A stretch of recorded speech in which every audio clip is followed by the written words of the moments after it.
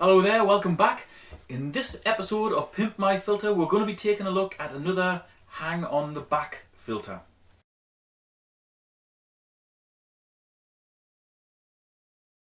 And this one is the All Pond Solutions 800-HO Plus. Although I think it should have been introduced by Hacksaw Jim Duggan. 800-HO Plus. I don't know why it isn't 800-HOB, like hang on back. That's what most people would call this type of filter. It's just hang on. You could hang it on anything. You could hang it on the back of a door if you wanted. Wouldn't do any good there though. Let's get into the box, take a look at this filter. Actually, before we get into this box, I'll just tell you what size tank this particular filter is recommended for. Anywhere between 75 to 190 litres, which in US gallons is 20 to 50 US gallons.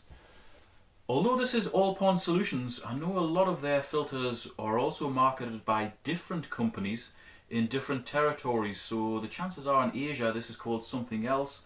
Chances are you guys have got something that looks very similar to this that will be, I don't know, maybe it's a Sun or something like that. You can tell me because I don't know. This one is All Pond Solutions. That's the UK company, but this will be made in China. And look at this, I've even got myself a little skinny tank with a yellow background so that the black stands out well against it. I got this off Andy from Dramatic Aquatics when he was moving house. I basically just cadged it off him. I didn't want to leave this lying around because this is a cracking one for flow demonstration videos that I will be doing in the future. This one won't be a flow demonstration video because this filter isn't mine, it has to go back. This one is owned by Mercia or Mercia, M-I-C... God, give me a second. M-I-R-C-E-A. I would say Mercia. Apologies, I probably butchered both of those pronunciations of the name. We've only communicated by email, unfortunately, so I don't know the exact pronunciation. Right, it's immaterial anyway. Thank you very much for sending me this. I've wanted to take a look at one of these for a while. So let's bring the camera in and take a close look. Before we do that, I'll just take that off the bottom because that didn't actually come with it. That's one of the things that I'm going to do to improve it. So we'll just run through it based on where the water goes. So basically, water's drawn in through an adjustable intake, and it can also be drawn in through here as well, which is a surface skimmer. This knob adjusts how much is drawn in between here and here. This knob here controls the overall flow rate by adjusting how much can be drawn into the pump. And if we get the top off, we can see that the water goes down right to the bottom. So the pump draws water in from the tank down to here, and then it puts it into a UV. Now the UV isn't on at present, but when it is, you'll see that indicator light will light up. So in here we've got a 5 watt UV, and from the UV the water actually comes out at 2 different places. A little bit of water comes out the top here through this pad, through this section here which can be filled with media, and then ultimately comes back out to the tank. If I take this big cartridge out, we can see where the majority of the water will travel.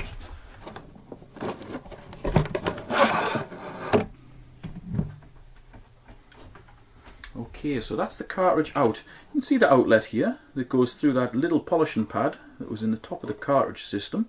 But what you can't see is the main outlet, which is actually just down here, and that diverts the water down to the bottom of this compartment, and then it rises up through those trays or cartridges or whatever, and then comes back to the tank. So ultimately all the water that gets drawn in through here or through here will go back to the tank. And that's our cartridge. So as you can see on the top, we've got a very fine pad, and that kind of acts as a polishing pad, I suppose. You are going to get a little bit of water coming out of here. That will trap fine muck. And these trays are actually empty. And as far as I can tell, they actually come from the manufacturer empty, which is a good thing because it just enables you to do whatever you want with it. And what we're going to do is cram that full of media, because most of the water is going to go down here to the bottom, rise up through this big, reasonably coarse pad, up through this big tray that we can fill with media, and back out to the tank. And the little bit of water that's going to be coming in through the top of here is going to drop down through more media and again come back to the tank. So that gives us really the potential to fill both of these with filter media, which is great. So really, now that I've explained how the water goes through this thing, all that's left to do is fill these two trays with media. That's pretty much going to be it for this setup. You could take that coarse foam out and go with coarse and then maybe a medium pad, but to be honest, I don't really know what you would gain from that, because most of the water is going to be travelling up, and even the relatively fine muck is going to get caught in that quite coarse pad. Eventually all the fine muck may get caught in that very fine pad, but there's not much of it there, and I'll take that out and let you see. That's tiny. I mean, for you smokers out there, that's probably about the size of a big rolly paper. It's not very big at all. I'm not quite sure what you would replace that with either, because all of the fine pads that I've got are anywhere between 1.5 and 2 inches thick, and I don't think you could rip them that small. So if you are going to have to buy any replacement parts for this particular filter, it would be that little fine one in the top of there. Right, let's get this taken apart, and you notice the way that came apart? That's very much like the dual internal filters. They have kind of a folding cage that holds the various foams and the filter media. All Pond Solutions seem to have borrowed that idea, and they've used it to very good effect. So we've got 2 compartments here. I'm going to fill these with biogravel, which will enable us to get maximum surface area into a minimal space, and I'll do that, come back to you and let you know exactly how much I've got in here. Okay, we've packed that out with the biogravel, which is a porous gravel made with the same materials as the biohome. If you don't know anything about it, just look it up. And remember, you can use whatever you want in here in the way of biomedia.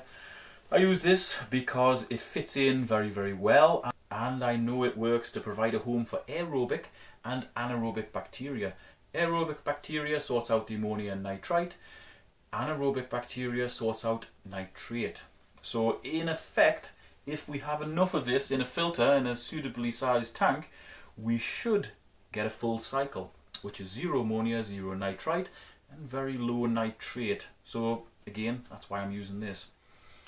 650 grams in total, which is pretty good. I'm quite pleased with that, because there's a lot of hang on the back filters just rely on cartridge systems, and they don't really give you much scope for doing anything with. But this one just kind of leaves it up to you, you know. Gives you the empty shell and it just says, look, just do what you want with it. And what we've done with it should be quite effective. So we simply drop that back in there.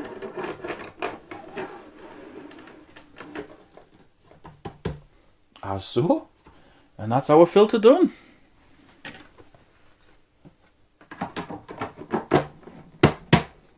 Good times. Now the one thing I forgot to mention there was the thing I showed you at the very start, which is this. This is actually off a Fluval hang on the back filter. You can buy these replacements online. It's basically a reasonably coarse sponge to go on the inlet of a hang on the back filter. So that is going to go on there. That'll attract quite a lot of muck. It'll save our main filter getting clogged so easily. This is quite easy to take off, squeeze out in the sink, and then you just slide it back onto the intake there. They will last a long time, and they are pretty cheap if you buy compatible ones. If you buy the proper fluval ones, really for what they are, they cost too much money. Just get compatible ones. I've got a bag of about 50 or something, and it didn't cost me that much. I just bought them for these videos. So that's going on the bottom. That will complete that filter upgrade. I'm actually just going to have a quick look to see how much this thing costs, because I know all Pond Solutions stuff is generally towards the lower end of the cost scale as far as aquarium gear goes. Presently online they're £29.99, which, considering how many features that thing's got on, is pretty good when you compare it to a lot of the other hang on the back filters from other manufacturers. It's pretty well made, and it's got a reasonable capacity for biological filter media as well, which is a big thing with hang on the back filters. So that's not bad. The pump pumps 800 litres per hour, which is 210 gallons per hour. And because we've got 650 grams of media in there, it should provide a full cycle on a tank of roughly 65 litres, which is about 17 gallons. Maybe it's a little bit more. It'll certainly keep ammonia and nitrite at zero in tanks much bigger than that. But that's quite an easy part of the cycle to get complete. It's that last part, it's that anaerobic part, which relies on a certain amount of suitable bacteria and a certain amount of suitable filter media. That's the critical bit to get the full cycle, to get the nitrate down. That's the hard bit.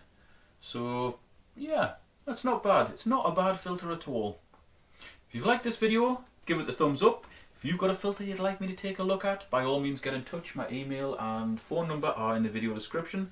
Phone is probably the best. Please, only people in the UK, because for me to post this abroad would cost a fortune. I do this really out of my own pocket.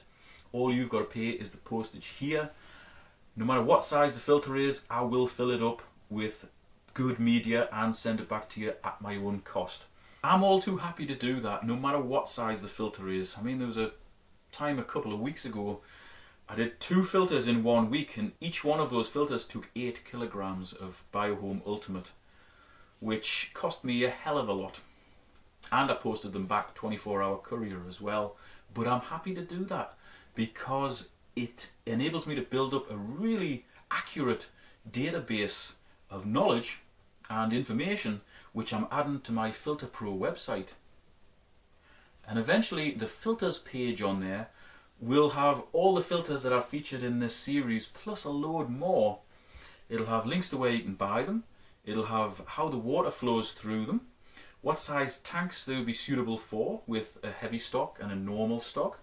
And also it will have, what else will it have? It'll have something else on there. There's loads of information. I cannot remember. It'll have a lot of useful information anyway.